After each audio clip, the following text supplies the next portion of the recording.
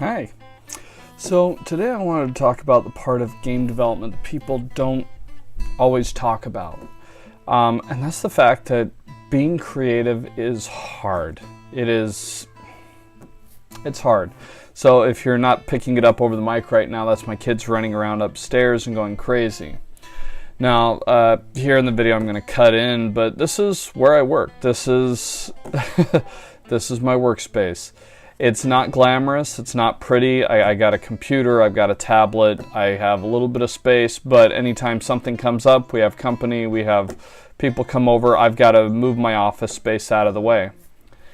Now, this is something that is common in the industry, but people don't talk about. What you always see is the glamorous side. I've got a buddy who I used to work with at a studio, and after us not getting paid for a little over 6 months, things got really bad, so we were working ourselves to death and still not getting compensated for it.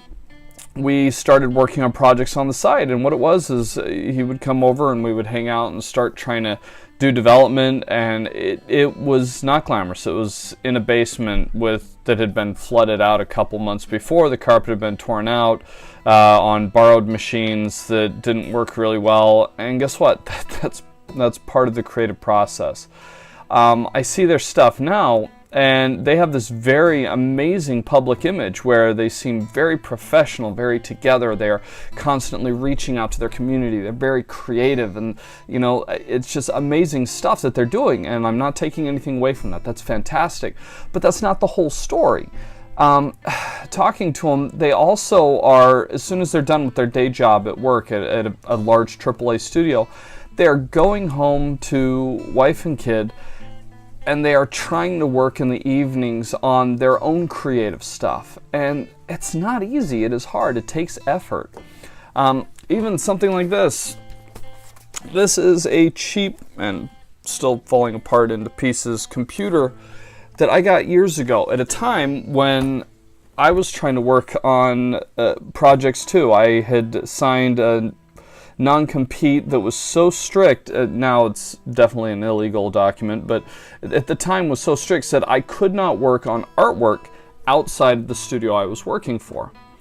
Now, in order to combat that, because I would come home and on the rare occasion I could actually come home and sleep in my own bed, I was so antsy and still wanted to be creating. I wanted to be making stuff that I started writing, which was a nice outlet, and it was something I'd planned on doing anyway.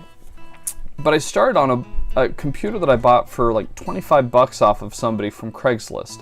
And it was my little writing laptop. And it worked until it didn't, which was about a month and a half until everything fried on it.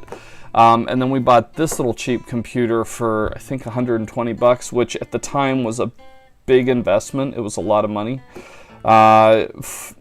for me and my financial position with my family. And that became my little writing computer, and it's tiny. It's a very, very little, teeny tiny, like 7.5 inch, I don't know, maybe 9-inch monitor. It's tiny, but it worked. Being creative is not glamorous. It's hard. And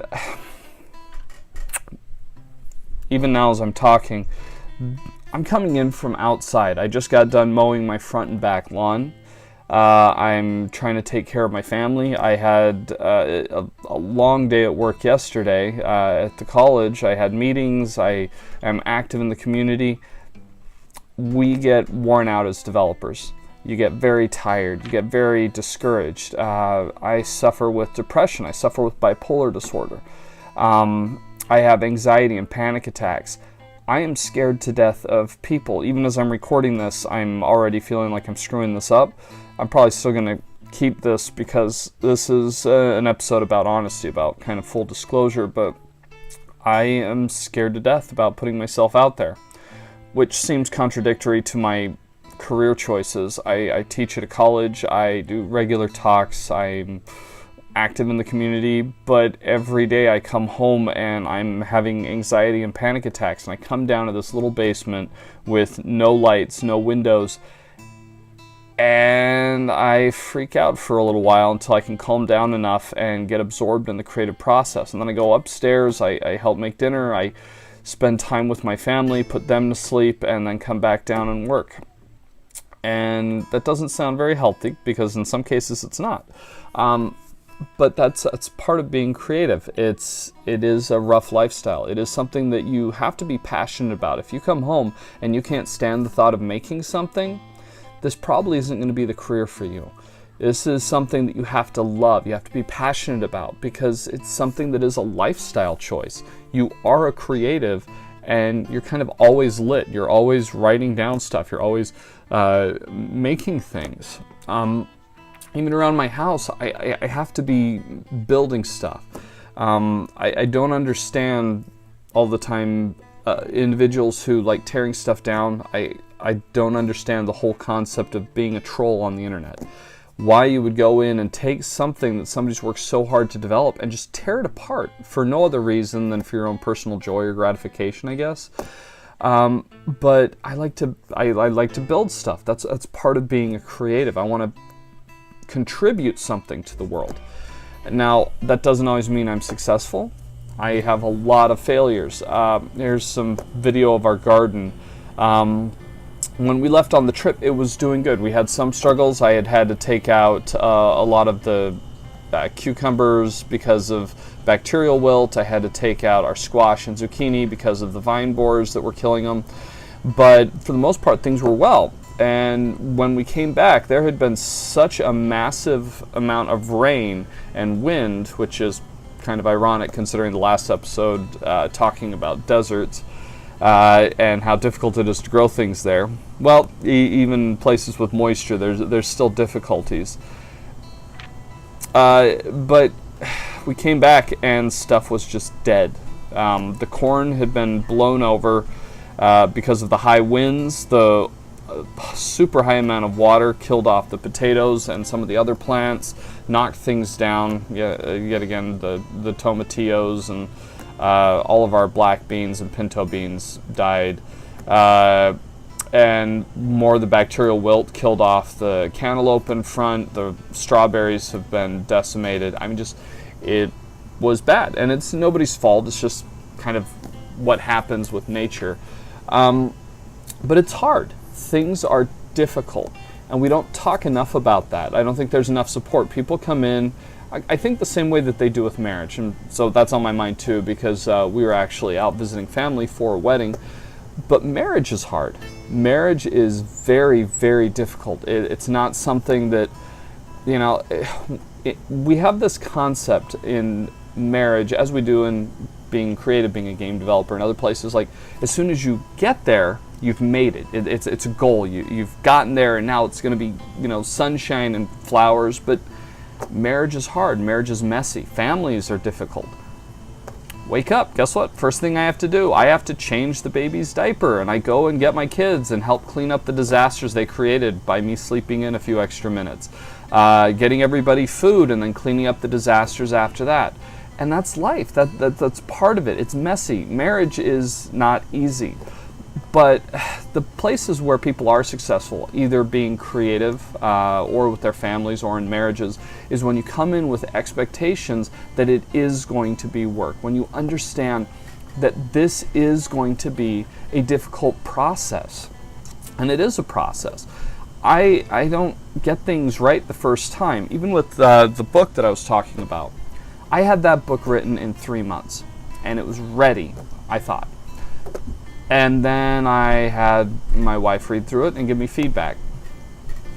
And it got ripped to shreds, so I sat down to do a rewrite. I had other people look at it, it got ripped to shreds. I had to sit down and do a rewrite. Gave it to an editor to deal with. The editor took a few years and didn't complete it, and then I got it back and started re-editing it myself, and that took a while, and then I had more people look at it and then re-edited it for cleanup, and that took a while. It's been 8 years. The book has been it was written in 3 months. Okay, it was there. Very little fundamentally has changed, but the way the words are being used, the way the grammar is being used, things like that have changed and evolved, even as my writing ability has evolved over the years. And now it's off to another editor where I'm still waiting to get it back. It's a process. Eventually I will get the book published. I will. Whether I get it to a publisher that I want to or whether I self-publish, it's going to happen. It's just probably going to take longer than I want it to. Even with my game studio, we finally have the game released. We're working on it, because what? This isn't the first time I've tried getting the studio off the ground. This is, I give more iterations occasionally. I say 4 or 5 because there were some smaller ones, but honestly, this is the third mass attempt at trying to get this game developed. And it's taken years. My game studio has been around since I have been able to have a studio. It actually started off as kind of my freelance studio, and then I just kept that and turned it into a game studio. So I've had this thing going since 2004, 2005. I you know, the dates fudge a little bit because it had different purposes, but it's kind of been my little side studio. But trying to make a dedicated effort, this has been hard. We took the last year and a half and we dumped in our life savings, which with my family, here's a picture so you get an idea. It wasn't a huge life savings, but it's what we can afford, and we've been putting in effort. We've got skin in the game. We're trying to make this happen, but it's not easy. And I think that's the main thing I'm wanting to get across right now. This process isn't easy. Being a parent isn't easy. I showed you the picture of the family. I love my family, and they are the best thing that has ever happened to me. They're not always easy. It's tough, but in the end, the thing I want to kind of give it this, I know this has been kind of a downer episode, but I don't want it to be. I like the idea of positive messages because I honestly do believe in them. The reason all my other stuff is just kind of like very happy and here's this and you can do it and, you know, cheerful and positive, because it's true. You may not always feel that. Today I'm having a bad day. Like I said, I woke up, I had to mow the lawn, I had a full work day yesterday after just getting back from a long trip. I'm going to be spending the rest of the day down in this basement working, with occasionally hopping upstairs to spend a little time with my family. It's not easy, but in the end it is worth it. It is fulfilling. It's hard. It's not glamorous. Even though sometimes you do see studios and they look beautiful and immaculate, it's like, wow, I want to work there. Well, guess how they started? The people were working their tails off in somebody's basement like this, or in a garage, or out of their car. I mean, Colonel Sanders was selling chicken out of the back of his car until he got off the ground. Okay, so it's not easy, but there's good stuff within it. My family is worth it. If it means I don't get my game studio going as fast as I would like, that's the trade-off I want to make, because I love my family and I want time with my family. My house isn't where I want it to be. I want a farm. I do. Honest to goodness, I want a 40-acre farm. 20 acres of it wooded, 20 acres of it tillable land. I want my farm. I'm on a 0.14 acre lot in the suburbs. When I look out, there are people looking back every time. Drives me nuts, but that's where it is. I'm working at it. I want my game studio. I want to make stuff that is powerful and meaningful and helps people. I want games that have that kind of an impact, where you come out of it as someone who's learned something or somehow better. It's not easy, but it's what I'm working towards. Now, these are goals. These are things I can achieve, I can accomplish, just maybe not as fast as I would like. And it's not going to be glamorous. It's going to be hard work. I am going to have many, many more nights where I'm down in this basement all through the night, and my poor programmer will be sitting right here next to me in his spot, and we will just be crunching, just trying to get stuff out in a manner that's going to work for people, that's going to have that effect and that impact. And we're not going to get it right the first few times. We may not even be overly financially successful, and we may not get a lot of attention. My last video, in the days since I've put it out, we have had one person other than me and my wife checking it. Not exactly positive, especially when this is going out to family and friends, and they won't even look at it. That's part of the process. This is hard, but it's worth it. In the long run, doesn't matter whether we get a lot of views on the videos.